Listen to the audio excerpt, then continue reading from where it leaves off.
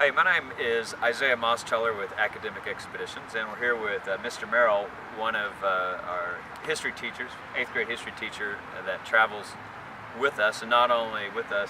How many years have you come on the trip? At least a dozen, or longer than most of my students have been alive. And we've been together on just a couple of those trips, and I could tell somewhat, jokingly, and you even make fun of yourself sometimes for being extra passionate about history and wanting your students to see and experience the most they can.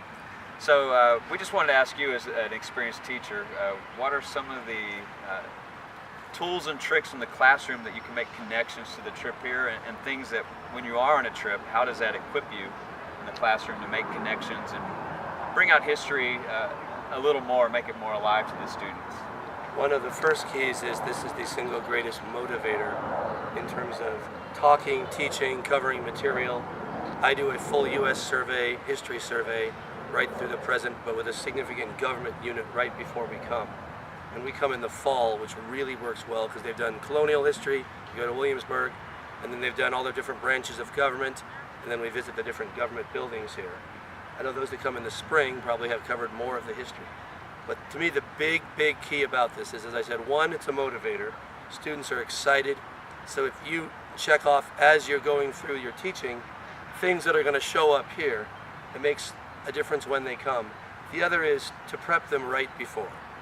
Nothing works better than accessing prior learning or prior knowledge. I call it the Mona Lisa effect. It's the only painting in the Louvre I know by heart. So you think, why would I want to go see it? And yet every room in the Louvre has an arrow pointing to it, and sure enough, what's the first thing I wanted to see there? The Mona Lisa. Kids want to connect, or people, with things they've already seen, things they know. So if you have covered, this is going to be here, this thing is going to take place, we're going to do this in the location. And I very simply give them almost basically one night homework, or one day in class, where they're adopting, I call it the Adopt a Monument program.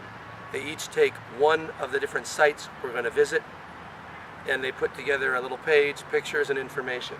It's not a deep intellectual project, but what happens then is I collate those together, and they have their own travel brochure. And the kids get here, even my least excited students come up to the driver of the bus by the end and have this, when are we getting to the FDR Memorial? It's my memorial.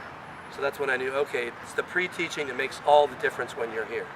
If you've covered the things and mentioned it, they get excited, they want to come, and then they want to see that. And that makes the trip more alive when you are actually here. And the other is to process with them while you're here. Whether it be on the bus, review back with a question. What have they done before? What did they see? Which ones, what did they not expect? What did they expect? Because if you've pre-taught, then the processing here makes sense, and you're setting them up for success.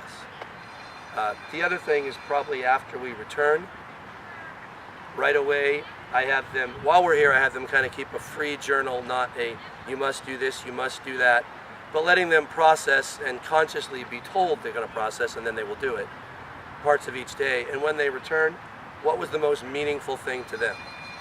Which means a great personal writing, if you're in English, or if you're in a joint English social studies, or a reflection. I've gotten a lot of the Vietnam Memorial obviously impacted some, the ceremony or the changing of the guard at Arlington. Those are things they remember, and then if you have them reflect upon it, it makes a deeper string in connection.